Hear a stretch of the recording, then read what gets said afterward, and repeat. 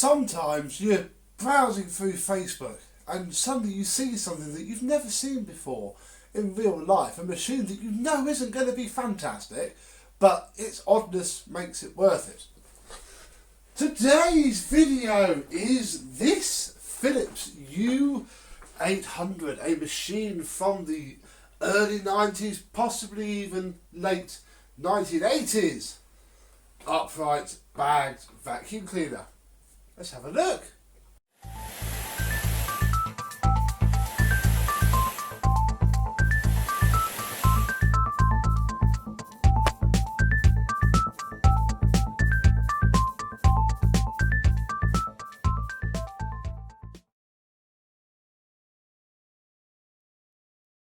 Yes, hello my vacuum cleaner chums. How are you today? I have owned this an hour at the time of filming this. And all I really know is that it is a Philips U800. And the only time I've ever seen one is in a catalogue scan. Which is, well, I've only seen a fair few vacuums. This is one of those. I shall put it on the screen so you can see the specs. I know I've got it, I haven't actually looked at it yet. It comes with 3 tools, one of which hasn't been taken off in a long while. I don't know if it should have come with a crevice tool or not, I'll be honest, but we have a fairly lightly used upholstery tool. I have no reason to believe that this has been replaced. And 2 wands with a sort of grippy bit in the middle. And that's it. Has a stupid hose. In fact, the hose was even more stupid when I first got it. I have fiddled with it. Let me put it in like that. And that is why the hose has this permanent bend in it. It's rather annoying. Looking at the cuffs, I would imagine that it is back to front and that bit should go on the wand. And this bit shouldn't. It may even have a wand part in there permanently, I'm not sure. There is a tool holder on the back that didn't have a tool. Whether that held the crevice tool or not, I do not know. So yes, we have this stuff. We have a quick release cord hook which drops the cable. The cable has a micro mark plug on the end of it. Very nice little plug. Do like these little micro marks that will clean up a treat. There is a broken bit of cable there where it loops around it, sort of the bit that holds it up. That only goes to there though, so that's not going to be difficult to literally chop it there and just wire that back in. That'll be okay. It is a Philips HL3687B. Made in Italy. Luckily pre-coronavirus. It doesn't have a bag in it either, which we need to solve. There is a bag slide there. And the remains, oh dear, that's better staying out of that, I'll be honest. Inside has a sort of weird mesh type filter, which you cannot see. There we go, look! And that is it for the inside. Now it did come with some, where are they? Hang on, I haven't bought them in from the hallway. It did come with some bags, luckily. Sadly, they are pattern bags, but looking at the bag inlet, I don't think it's going to be terribly hard. Oh, in fact, look, there you go, look, it comes off. Well, that's a SIBO bag. Cable tied onto that, if anything. Important, cleaning the filter before changing dust bags.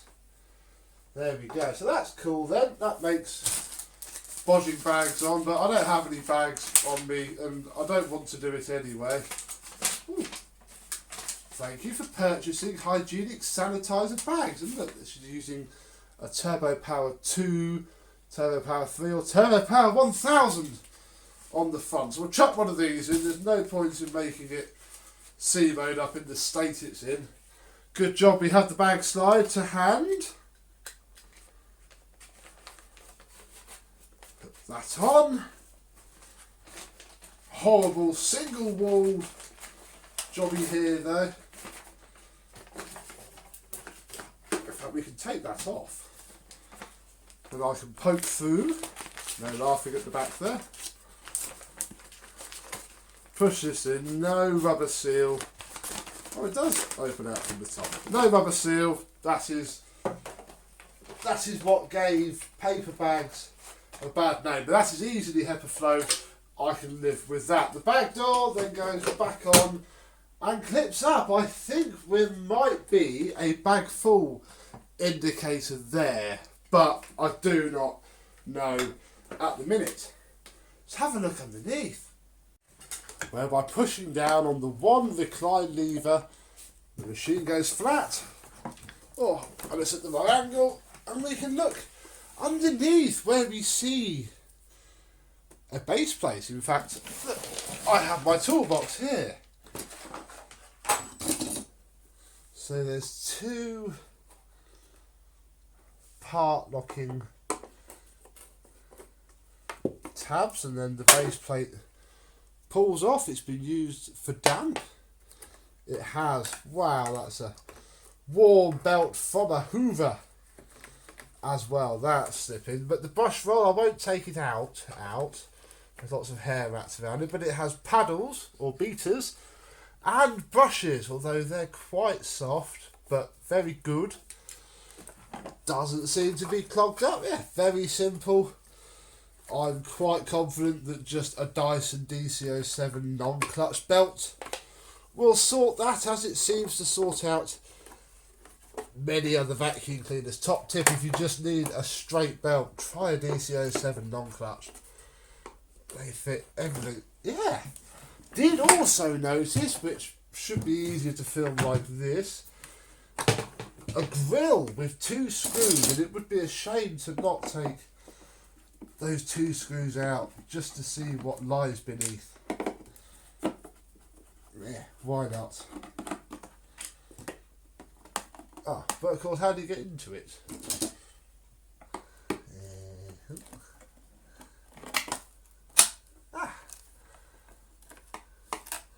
We see a post-motor filter, which is going to disintegrate when I take it out. That can have a nice Miele active air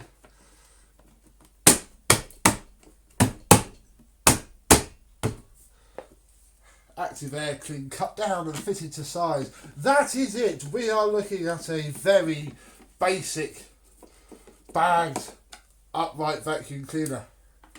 Very basic indeed. Oh, there we go.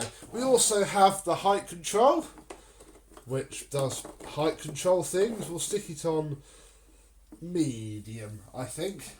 I'm now going to put this together and we'll see it in action.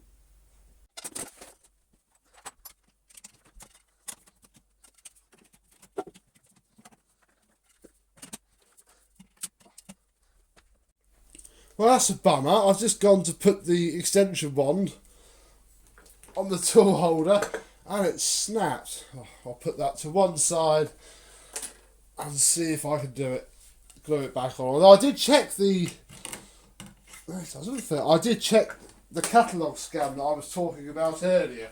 It doesn't actually show this second crevice tool at all. It doesn't also show anything clipped here. So, damn and blast.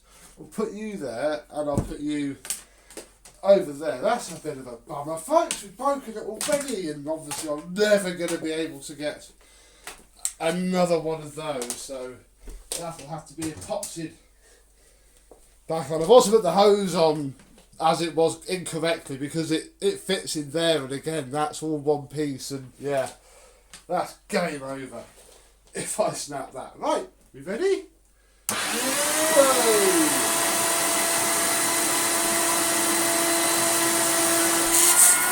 I have it.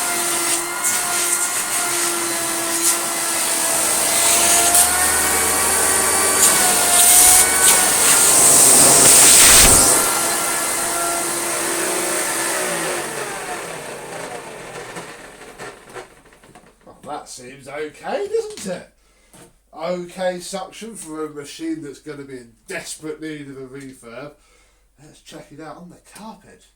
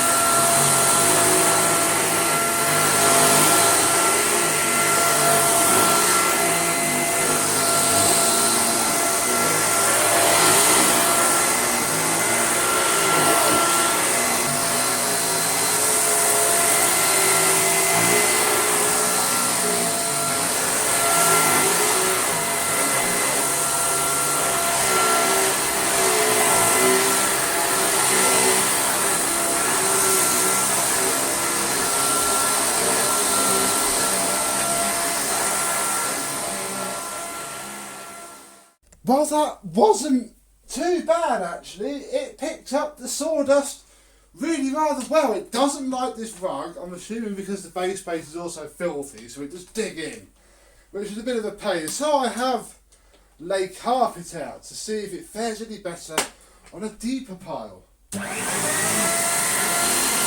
little push.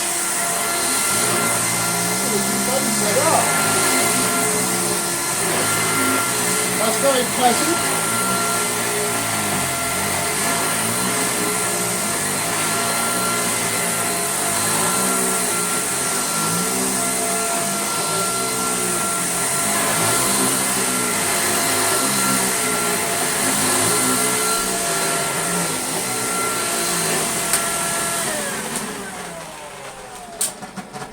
Let's try the sawdust again and see what it does.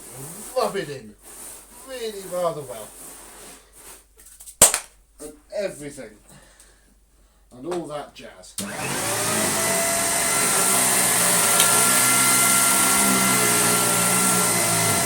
very stone now.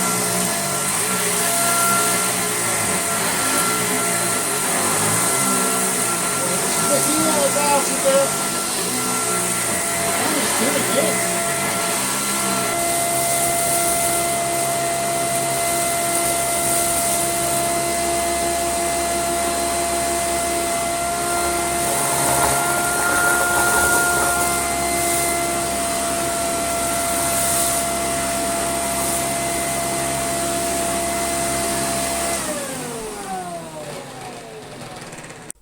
Well, I like that. I like that a lot.